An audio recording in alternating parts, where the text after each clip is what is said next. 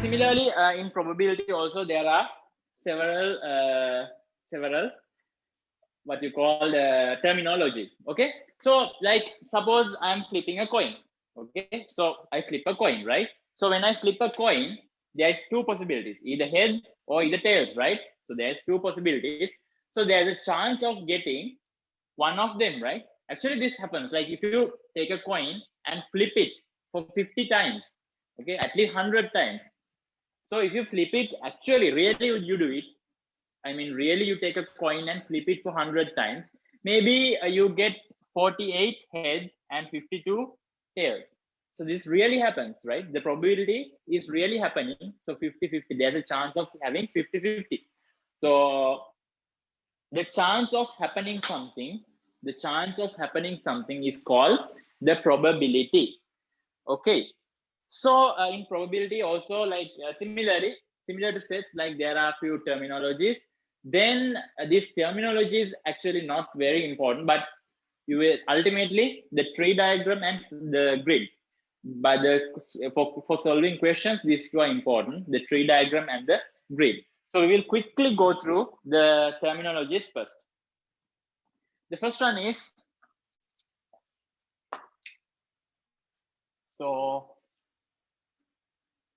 probability. So first one is random experiment. Okay, so there can be experiments where you don't know the outcome. Okay, so you know, like when you flip a coin, you know there can be only two things, either heads or tails. That means you know the outcome, you know the result. So experiment, an experiment where you know the possible outcomes, but you don't know exactly what will happen. So here, if I flip the coin, I know it can be heads or tails, but I don't know whether it will be head or whether it will be tail. So exactly, I don't know the answer, but I know the possible outcomes. So such experiments are called random experiments. So once again, if I know the outcome, the experiments where I know the possible outcomes, but I cannot say certainly which outcome will come, then we can say it is a random experiment. So like tossing a coin or rolling a die, or like a person passing an examination. So if I talk about passing an examination, then it can be whether the student pass or not, right? So whether the student pass or not, so those are the possible incomes, but I don't know whether the student will pass or whether the student will fail. So that is a random experiment. Okay, so for this one, an example is tossing a coin or something like that. The next one is sample space. Sample space is all the possible incomes, the outcomes, the result. Okay, so the set of all the possible outcomes. So if you roll a die, you have the set. Again, look, sets are coming here, right? So this set, sample space, is a set. So set means 1, 2, 3, 4, 5, and 6. So this is the possible outcomes, right? This is a rolling a die. So if you roll a die, there can be only these 6, right? You will never get 6.5, or you will never get 3.5. You will only get 1, 2, 3, 4, 5, 6. So these are all the possible outcomes. So here, all the possible outcomes is the set of all the possible outcomes is referred to as the sample space. Next, we have event. So event is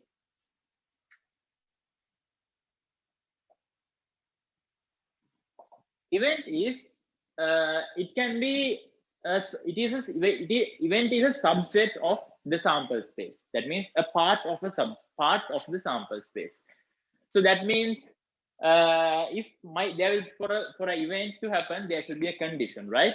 So I can say I should get an even number. So the probability or the set of getting even number when you roll a die. So you roll a die and the event of getting an even number. So let's say B is equal to 2, 4, and 6. So you can see this is a subset of the sample space. So 2, 4, 6 is a subset of the sample space. So this is the event of getting an even number. So, or else you can say event of getting an odd number, or event of getting 1, the event of getting 2, the event of getting 3, or the event of getting a prime number. So likewise, there can be different events. So that is called events. Okay. So then we also have like different 2 types of events. So one is simple event. Okay, let's write it separately. Like 4 is simple event.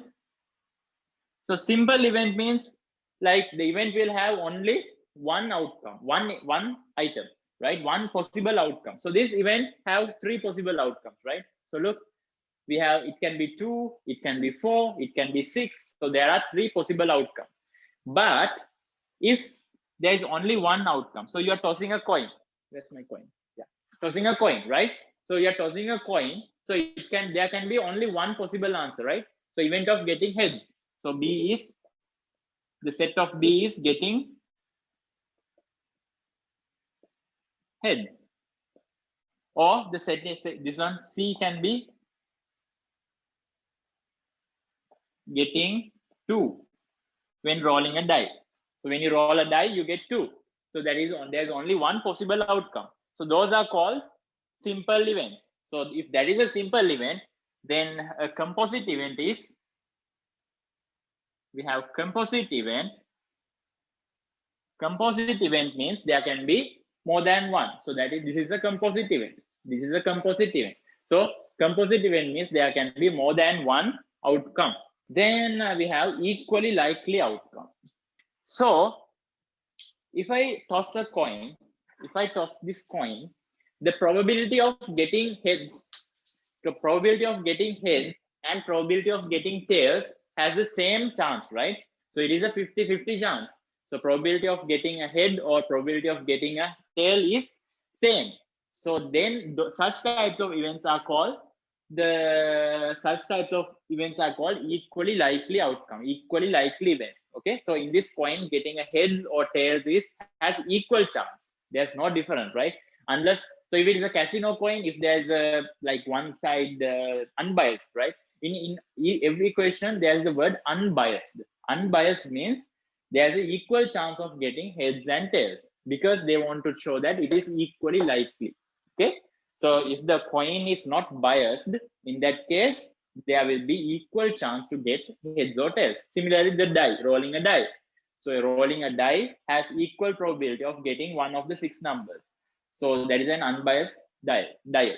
So such types of events are called equally likely outcome. So once again, equally likely means having an equal chance of getting, equal probability.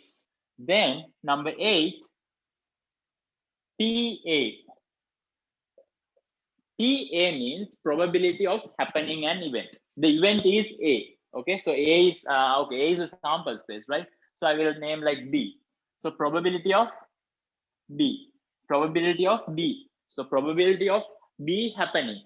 So that event happening, the probability of B, or probability of passing the exam, or probability of getting heads, or probability of getting 2, or probability of getting 10. So likewise, probability of getting B, the event B happening, the event B is happening is given as number of elements, number of elements in B divide by number of elements in the sample space. Okay, so that means,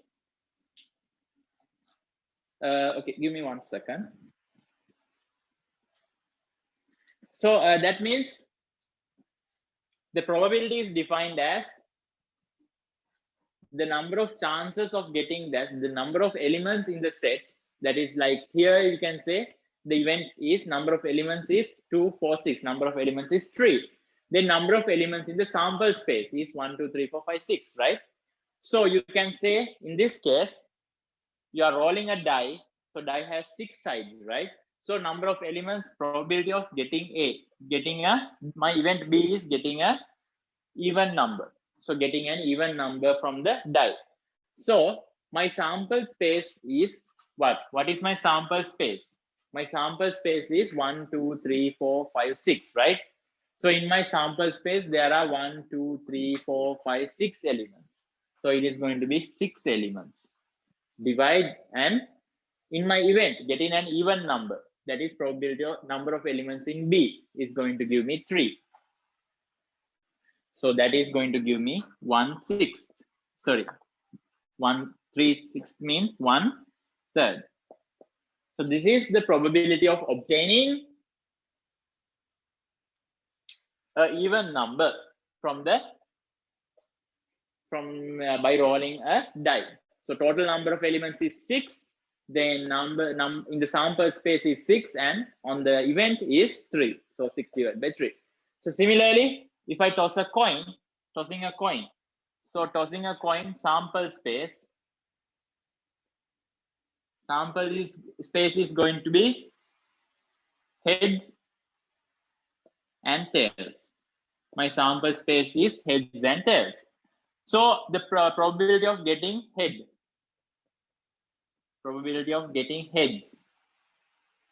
is, so getting heads means there's only one, right? Heads means heads. There's no like head 1, head 2, right? So there's only one heads, and in the sample space I have 2 elements, that is 2. So 2 is the answer. 1/2 is the answer. So this is going to be half.